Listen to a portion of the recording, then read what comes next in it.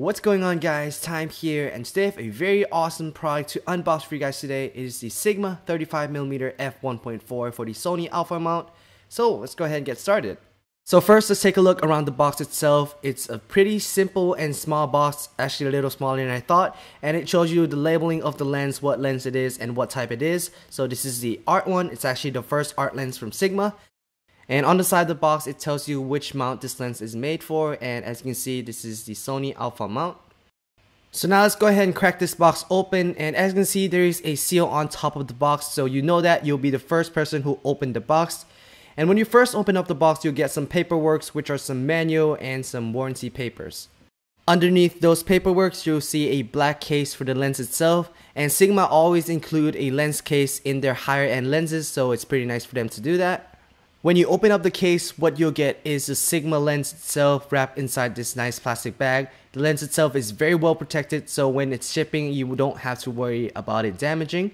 So let's go ahead and take the lens out and see all of its glory, and it is very, very beautiful. It's actually a little smaller than I thought. I thought it would be a lot bigger, but it's still considered pretty big for a prime lens. Last but not least, the last thing inside the case is the lens hood, and I got to say this lens hood is one of the best lens hood that I ever owned. It is made from plastic with some rubber on the side, and also inside here it is not just a flat surface. They put some texture on it so that the light won't reflect inside the lens. Now let's go ahead and take a quick look around the lens itself. At the bottom you do have the 35mm label with the focusing window and the Sigma branding. On the side, you have the auto and manual focus switch, which is very high quality. I can feel when I change to manual autofocus, and you also get the label that it is made in Japan. On the top of the lens, you have a very nice and grippy focusing ring with the branding of the art line of the lens beside the focusing ring.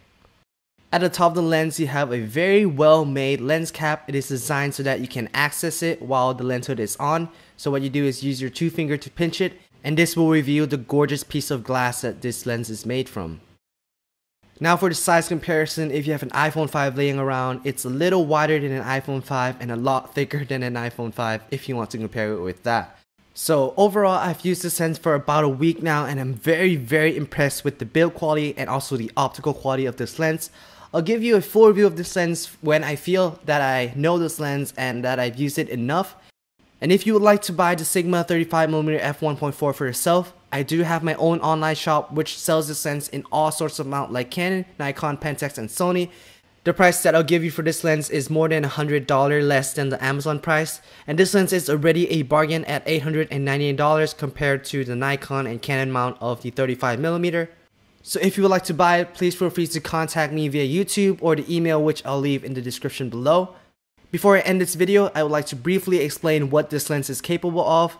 So this lens has a focal length of 35mm, which means if you put it on a full frame lens, you get a little bit of a wide angle lens, and if you put it on a crop sensor, which is pretty much most of the camera less than $1,000, you'll get a 50mm equivalent, about 50, which is a standard lens, which means it's not too telephoto, not too wide, so you can use it every day pretty much for almost everything.